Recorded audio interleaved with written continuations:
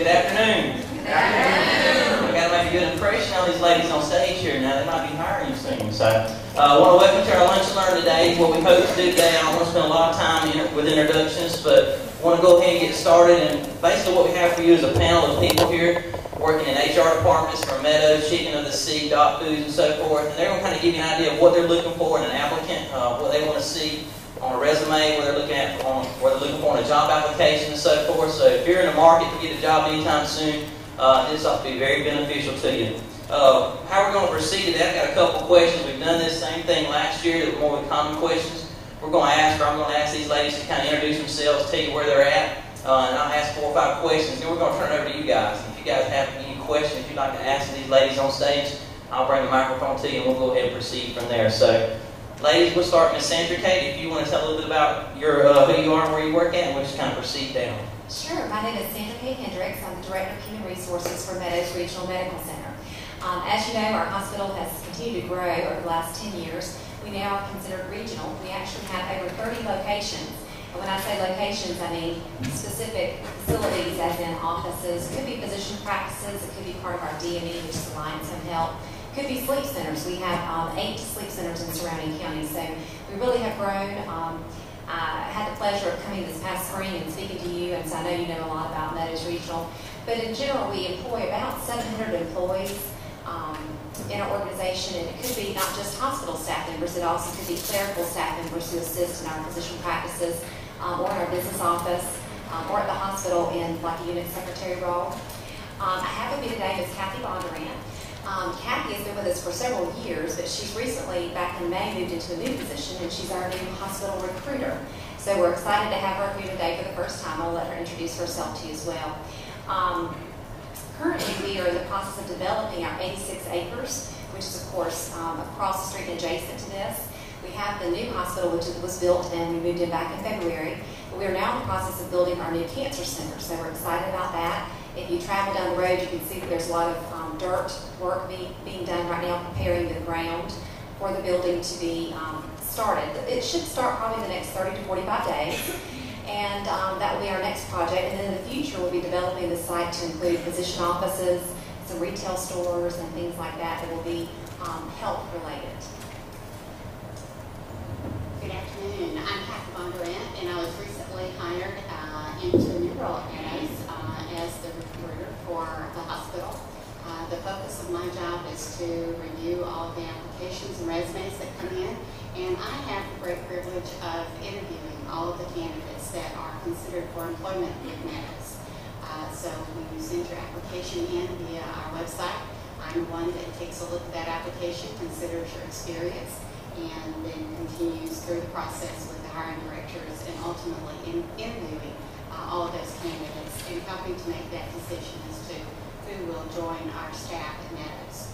I started off at Meadows as the practice manager for the Children's Center and absolutely love my time there and the people that I work with. And it is a very dynamic company and growing. Lots of great things are happening now and will be in the future. Thank you for having us. My name is Jennifer Evans. I'm with Dot Foods. I'm the Human Resources Manager of Dot Foods. Dot Foods has been here about 11 years, and I've been with Dot almost 10 of those 11 years. Just to tell you a little bit about the company, we are a food service, we're the nation's largest food service redistributor. We ship about 5 million pounds of food out of the Vidalia DC every week. And what that means is we deliver to distributors who deliver to our end user, which are restaurants, prisons, and schools. So just in a sense, to give you a bird's eye view, a restaurant here in Vidalia will place their order with Cisco PFG or US Food Service. You've probably seen all of those long trucks on the road. They place the order through Dot. Dot will ship to Cisco in Atlanta and turn ship it back down to Vidalia. So a lot of people don't realize how far their food travels before you actually consume it in a local restaurant. My job, I'm the Human Resources Manager. I oversee all aspects. I am truly an HR generalist. We do have someone, her name is Sandra, who focuses on recruiting. All of our applications are taken online. We'll talk about that in a little bit. I do want to say we have about 230 employees here in Vidalia. 100 of those are truck drivers, over-the-road truck drivers, and about 80 of those are warehouse. The other are support staff, which is inventory control, admin,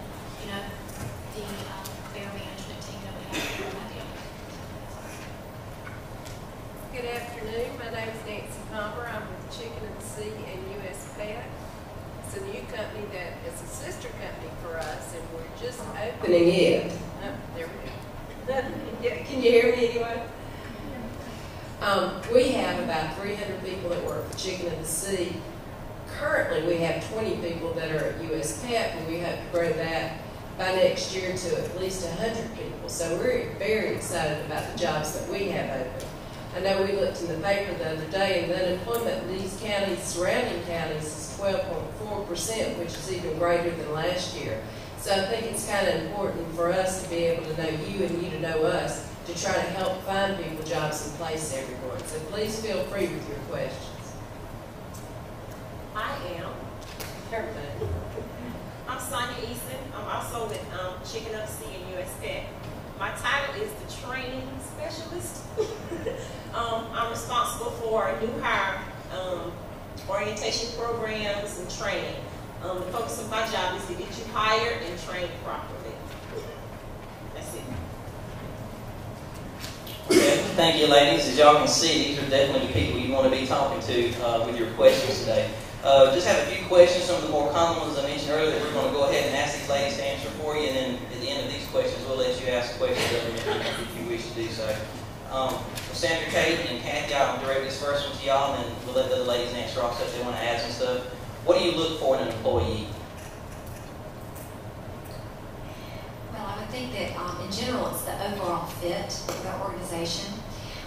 We look at each application and of course look at things such as job history, longevity with your prior employers, things like that. And if you're a new graduate and don't have any experience, we also consider that as well as being a student and can understand that. But during the interview process, which Kathy can elaborate, we look for the right fit with our organization. We have a very strong customer service culture. We look for work ethic and that in the conversation with the candidate. And so those are some very important things to us. I spend a lot of time focusing in on the candidate and their background and how it does match what we're looking for in a particular job. I look at their education, look at their past work history. I also look at the years of the time that they were in prior positions so that I can get a sense of that job stability. Job stability is important to us because we're looking for long-term employees that will stay with our company for a long time. I also think that when we talk about work ethic, we want to find someone that will take ownership in their job, someone that is very willing to contribute to the overall well-being of the team. And we need someone who is going to exemplify the kind of employee that we would want to represent Meadows in all facets of who we are and what we do.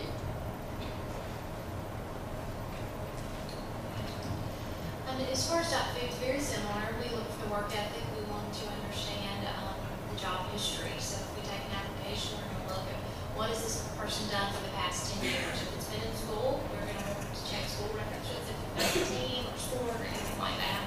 We just want it to make sense. We want to understand if there's any gaps listed on the application, what is happening during this time, this time period that you may have listed. Of course, we always look at attendance records, look at school attendance records if you're straight out of school. That's very important for that because we can't ship the food if y'all aren't there to pull it. So that's all I have.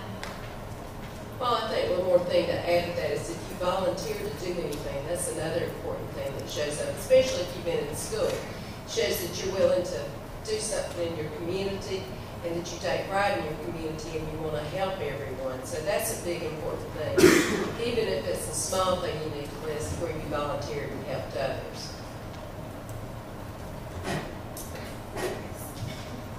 Okay, we'll direct this next question to Ms. Jennifer Evans.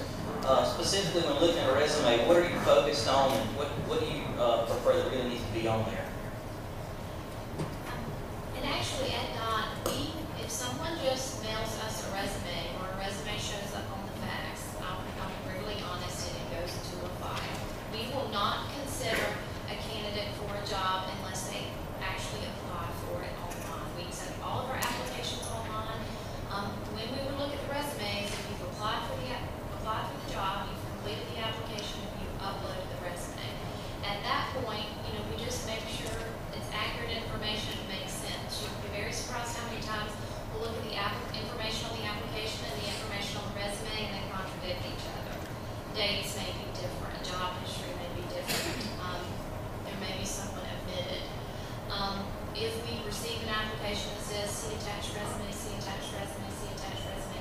will actually send an email back to the applicant saying, please complete this application. So to answer that question fully, first of all, they've had to complete the application for me to see the resume. And we just make sure, again, the volunteer that Nancy Pat was talking about, we will look at that, that it's accurate, that it's complete, that it matches, and it gives us a greater sense of what type of person you are. On our resumes, and normally, specifically, if we have a job that we've advertised in the paper and we want resumes for, we'll ask for these. My first line I have on here is the KISS rule. Is everybody familiar with the KISS rule? Anybody? Keep it simple. Try to keep it 1 to 2 pages.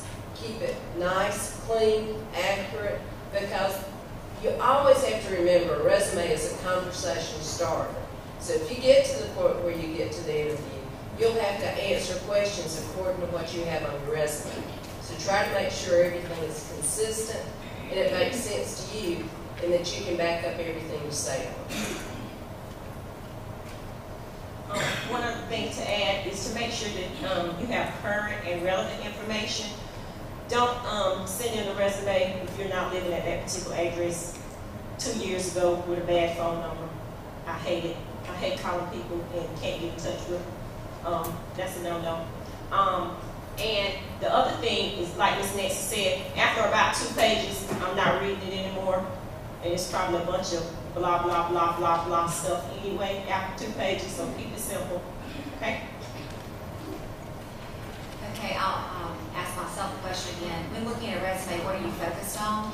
I think that we have over probably 125 different positions inside Meadows Regional, depending on whether it's clinical or non-clinical positions, just in general job descriptions. So I think first of all, what we look at is whether or not you meet the minimum requirements of the job. We do on a regular basis have people that do not have an RN degree who apply for an RN degree.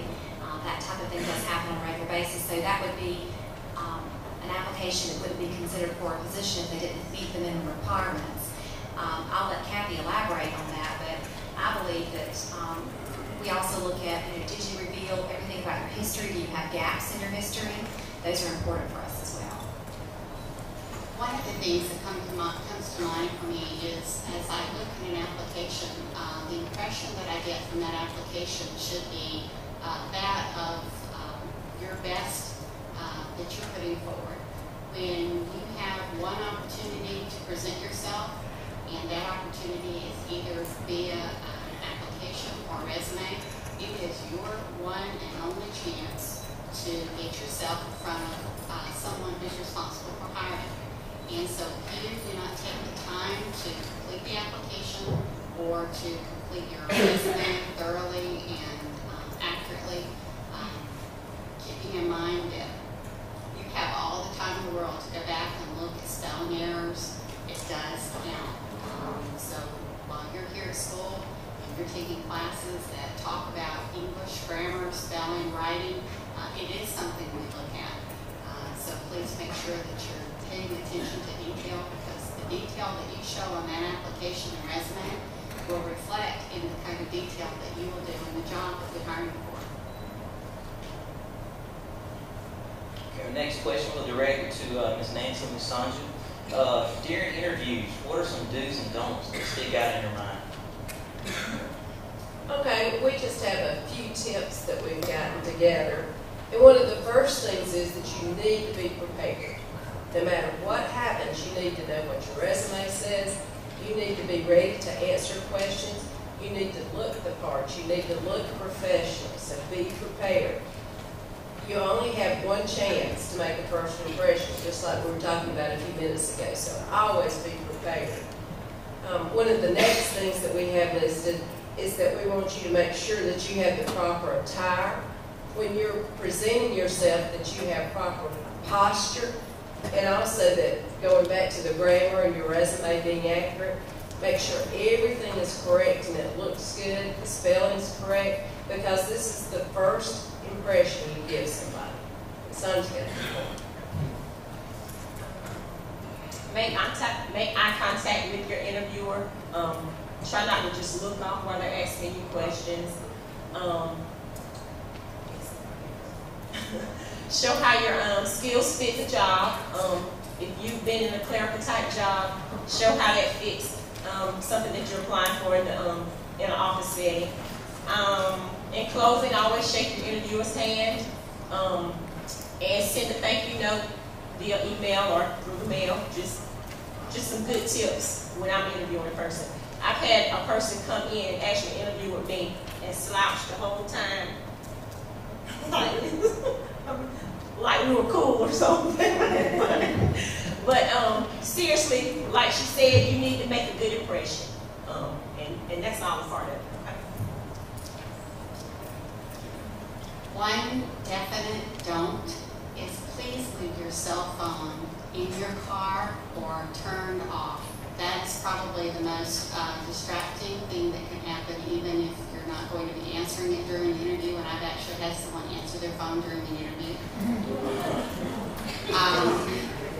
The buzzing, the vibrating is as disturbing and distracting as a phone ringing. So please make sure that you show courtesy to yourself and to the interviewer that's giving you the time for this opportunity by turning your cell phone on. Just to let you know, we see a tremendous number of applications that come through. From January this year to present, we've seen about 2,300 applications, and we certainly do not have anywhere near that many openings. At any point in time, we may have 15 to 20 openings, maybe a little bit more occasionally. But for that volume, we are looking for the best of the best. And so it's important that you make sure that you do everything you can to put yourself in that situation where you will be considered the best of the best. And just to reaffirm what Kathy said is, I've actually called the warehouse hiring manager before and I said, what is the thing you need to test the most? And he said cell phones. So even turning it off while you're walking in the door or putting it in your pocket, that is distracting. So please, again, that is a high priority. Keep it away. The next thing that he said is, don't bring others, your family, and your friends with you to the interview. We have that happen a lot. They sit in the break room and they're asking our receptionist, are they done yet? How much longer? So just, it needs to be you. Keep your cell phone in the car. Be on time. And then the other thing I wanted to mention about Dr. is we ask behavioral interview questions. For example, tell me about a time you failed to keep your supervisor in the loop and how you handled it. What we want from that is the circumstances surrounding that situation, the actions you took, and the results. So we call it the CAR method, circumstance, action, and results. And that is how we're looking for the applicants to answer the questions. We'll keep probing until we get those surveys. Okay, and this question, Jennifer kind of alluded to this, but if possible, we'll direct it to Sandra, Kate, and Kathy. What are some common questions that people tend to have problems with on an interview? If you can give us any maybe generic examples without divulging too much information. One question that comes to mind that it seems to trip folks up is I ask what is an example of how they've gone above and beyond the call of duty, above and beyond what was expected of them in their role. A lot of people have difficulty coming up with something in that question. When I ask them about difficult situations or challenges that they have in their current role, sometimes I have difficulty getting information. Like Jennifer, we will continue to probe. So if you're if you have a question that's being redirected several times, you probably can imagine that you're not exactly answering the way that we're expecting for you to. And one thing I'd like to add to that I wanted to mention is there's lots of places online, and I'm sure your teachers have directed you to some where you can go and practice for interviewing. And there's lots of questions that you can be prepared again to make sure you're prepared to answer these. So when you get there, you'll be comfortable and you'll be able to answer these without having to be frozen.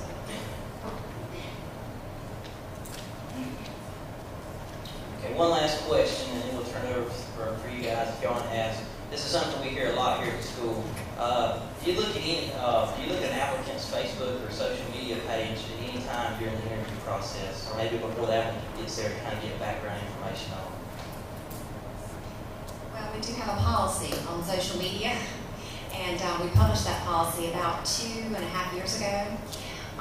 We have had some disciplines once an employee has actually become an employee of Meadows Regional, and you have to remember that harassment and things like that can bleed over in the workplace. If you are friends with people on Facebook and you are derogatory or negative or ugly to someone on Facebook. So we don't look at it on the front end. We have talked about that, and that's possibly something we might be doing in the future, searching through Facebook and other social medias for the individual's name. And at this time, we don't use it for pre-screening tools, but we do have a policy internally about that once you become an employee. If you identify yourself as a Meadows Regional Medical Center employee on the Facebook, then you do fall under our policies. And very same thing about currently we do not pre-screen on social media, but I will tell you corporately, I attend corporate HR meetings. It's something we discuss every quarter and we debate and we research. We do have a social media policy as well. I'm not going to say we'll pre-screen social media one day, but we do not. Yeah, I don't think many people do at this point, but I do think it's coming, and that's just something that's going to evolve with itself.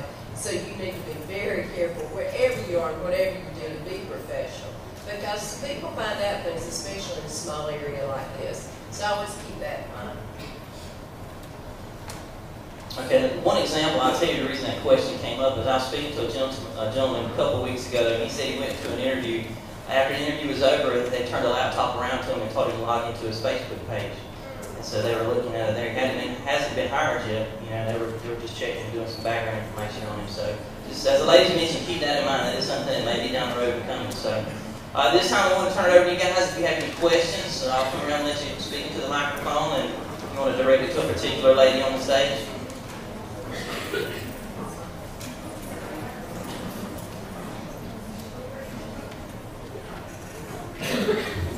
Hey, I'm Ashley in the LPN program. The faculty here at this school does a lot to prepare us to go into the work environment, with like the border work ready program, the testing and stuff that we go through. We do work ethics like each week and stuff like that.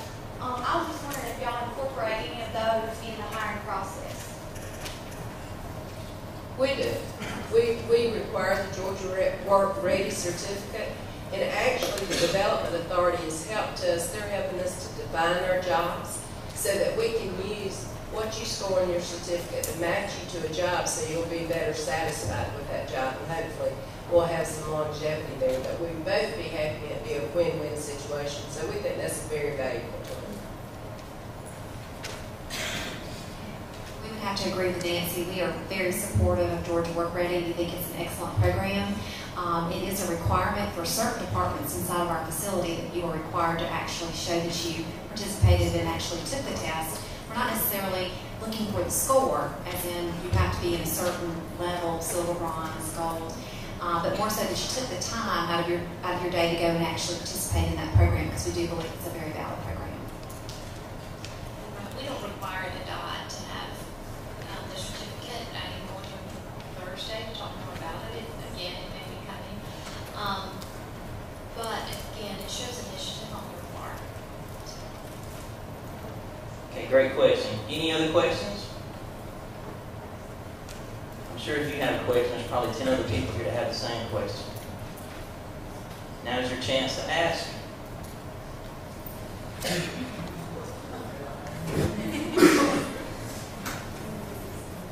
Hi, my name is Skylar Beckman.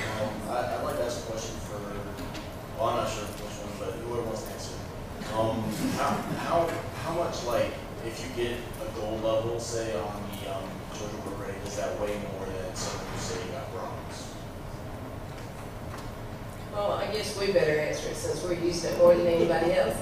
We're trying to match people up to jobs. So certain scores will indicate that you should take a certain job. And so we use that information, not necessarily that one's better than the other, but there's different types of jobs that will fit one level better than another. So we would direct you to a job that would match that according to whatever level you're in, if that makes sense to you.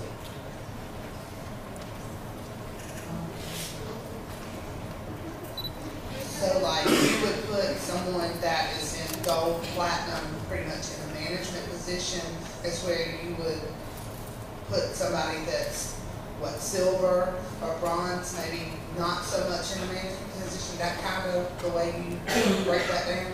I wouldn't say that's necessarily true because it just depends on the job duties, and that's why the development authority is working with us to decide which talents match which duties.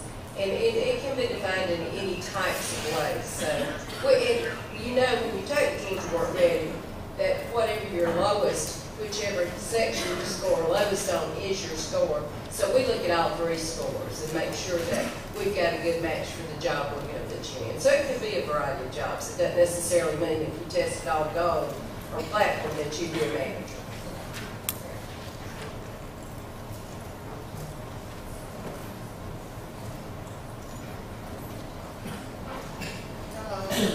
My name is Jamie Silvers, and I'm in the VA program. I have a question for Ms. Hendrix. You were saying that you have so many applicants and so many people that apply for certain jobs. I'm wondering, in the process of going through those applications, whenever someone is interviewed, one of the last things they think about asking is, when would they hear from you? How long will it take before you make a decision? So with getting that many applicants to apply for a job and try to screen, different jobs that are open, what is the general time limit that our applicant can look for and receiving a response after? That's a very valid question. We, as well as Southeastern, we receive everything online through an online application process.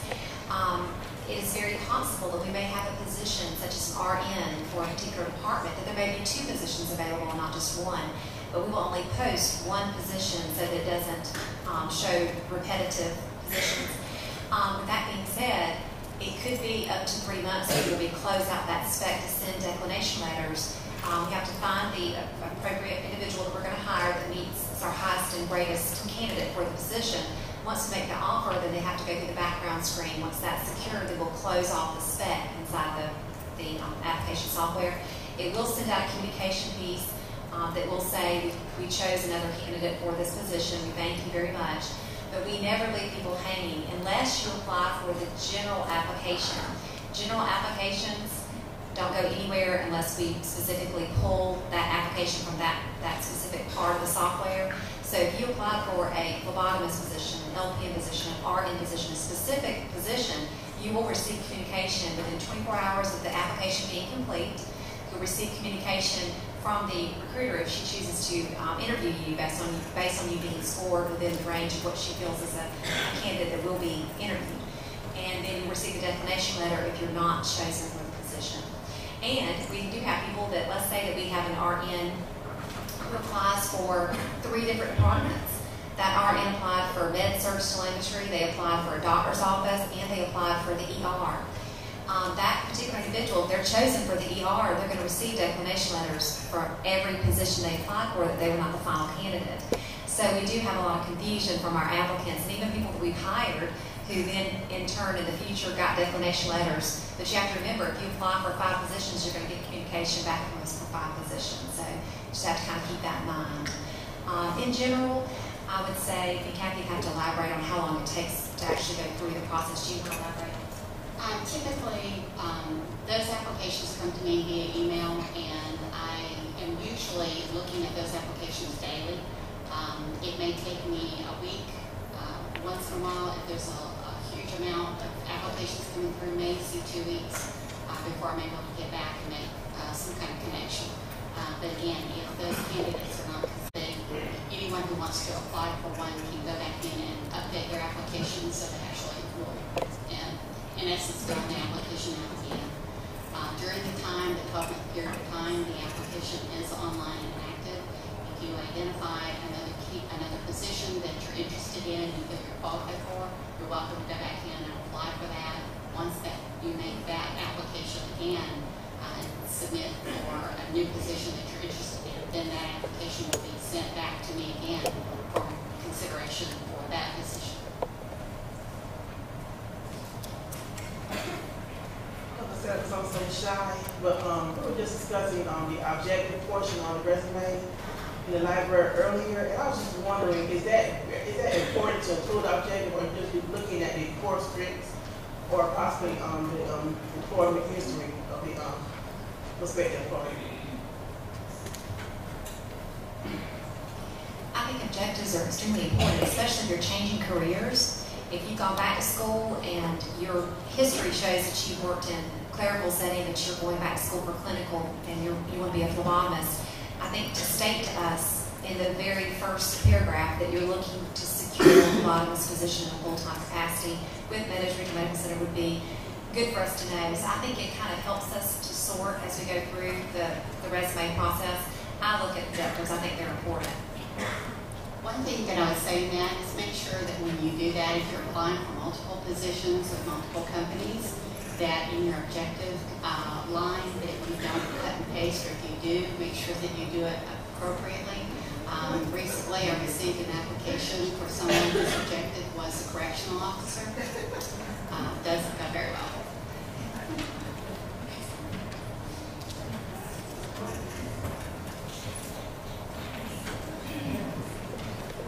I want to know how much of a role this my credit history played in getting a job. Is that very big?